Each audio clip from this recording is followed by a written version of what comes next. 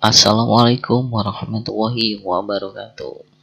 Halo teman-teman, bersama saya Mustafa Kamal Ali di channel YouTube SD Muhati, media pembelajaran SD Muhammadiyah Pati. Bagaimana kabar kalian? Sehat selalu ya? Nah, semoga teman-teman semua selalu diberi kesehatan oleh Allah Subhanahu wa Ta'ala. Oke, teman-teman, sebelum menonton lebih jauh pemaparan materi di video ini, mari kita awali belajar hari ini dengan membaca doa bersama. Bismillahirrahmanirrahim. Raditu billahi robba wa bil islami dina wa bi Muhammadin nabiyya wa rasulah. Rabbi zidni ilma warzuqni fahma. Amin. Oke, teman-teman, pada pertemuan kali ini kita akan membahas materi kelas 6, tema 2, subtema 3, pembelajaran ke-6. Pada pembelajaran ke-6 ini kita akan membahas materi tentang menuliskan informasi penting dari teks sejarah, dan yang berikutnya yaitu bentuk serta manfaat kesatuan dan persatuan dalam masyarakat. Langsung saja teman-teman pada materi pertama, yaitu tentang menuliskan informasi penting dari teks sejarah. Berbicara tentang informasi penting dari teks sejarah, kita sudah mempelajari pada pertemuan sebelumnya ya, yang berkaitan dengan menemukan atau menuliskan informasi penting dari teks sejarah. Tentunya teman-teman semua masih ingat bagaimana cara menemukan informasi penting. Nah, tentu untuk menemukan informasi penting, teman-teman harus membaca teks tersebut dengan seksama serta membuat beberapa pertanyaan menggunakan kalimat tanya yang berkaitan dengan teks sejarah tersebut. Oke, langsung saja teman-teman. Di sini ada sebuah teks sejarah. Nanti teman-teman coba temukan informasi penting dari sana dan sajikan dalam bentuk peta konsep. Nah, mari membaca. Bacalah teks berikut dengan cermat dan teliti. Nah, Perjanjian Renville. Perjanjian Renville dilakukan antara Indonesia dan Belanda. Perjanjian ini ditandatangani pada tanggal 17 Januari tahun 1947 di atas kapal perang Amerika Serikat USS Renville yang berlabuh di Pelabuhan Tanjung Priok, Jakarta. Perundingan dimulai pada tanggal 8 Desember tahun 1947. Perundingan ini ditengahi oleh Komisi Tiga Negara atau KTN. Negara KTN yaitu ada Amerika Serikat, Australia, dan Belgia. Pada perundingan itu, delegasi Indonesia diwakili oleh Amir Syarifuddin. Delegasi Kerajaan Belanda diwakili oleh R. Abdul Qadir Wijoyo-Atmojo. Hasil perundingan Renville diantaranya yang pertama, Belanda hanya mengakui Jawa Tengah, Yogyakarta, dan Sumatera sebagai wilayah Republik Indonesia. Yang kedua, disetujui sebuah garis yang memisahkan wilayah Indonesia dan daerah pendudukan Belanda.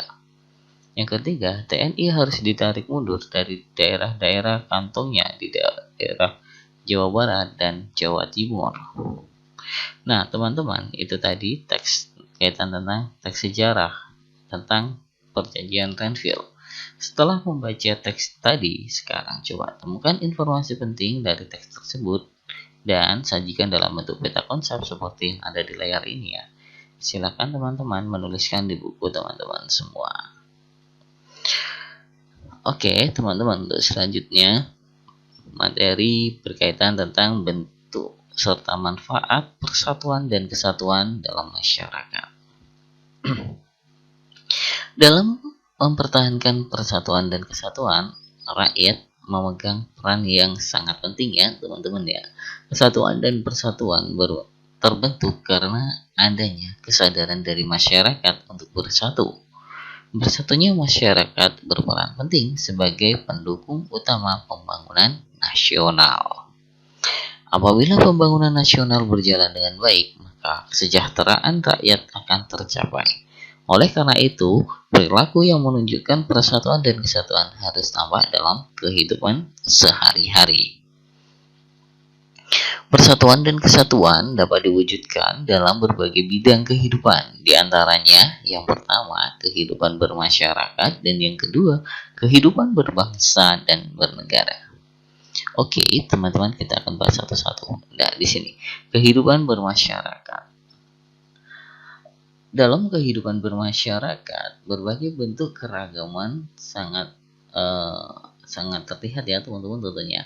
Oleh karena itu, teman-teman semua perlu memupuk rasa persatuan dan kesatuan dalam kegiatan bermasyarakat.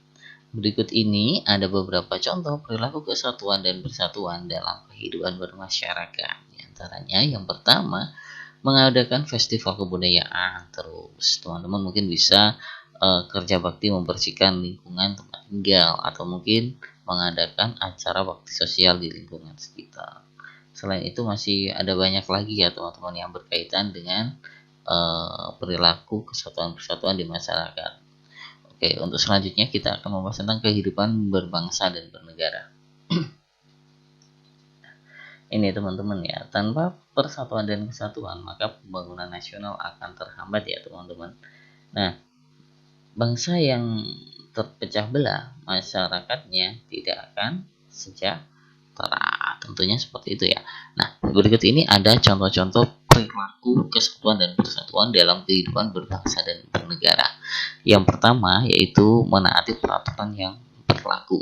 Yang kedua, menjaga keamanan dan ketertiban umum. Yang ketiga, berperan serta dalam kegiatan sosial masyarakat. Ada lagi ya, contohnya mungkin mengharumkan nama bangsa dengan prestasi atau dengan apa yang bisa kita berikan. Oke, lalu selanjutnya di sini ada manfaat kesatuan dan persatuan ya dalam masyarakat negara kesatuan Republik Indonesia. Yang pertama, munculnya rasa nasionalisme. Yang kedua, ada tidak mudah terpancing isu yang memecah belah persatuan dan kesatuan. Yang ketiga, saling bekerja sama dan tolong-menolong. Yang keempat, memperkuat jati diri bangsa Indonesia. Dan yang kelima, pembangunan nasional berjalan lancar. Oke, teman-teman, itu tadi yang bisa kita sampaikan. Semoga bermanfaat sedikit materi ini. Mungkin teman-teman bisa membaca buku teman-teman semua untuk menambah pengetahuan teman-teman semua. Oke, demikian yang bisa saya sampaikan. Apabila ada kekurangan, mohon maaf, dan tetap semangat belajar. Terima kasih. Assalamualaikum warahmatullahi wabarakatuh.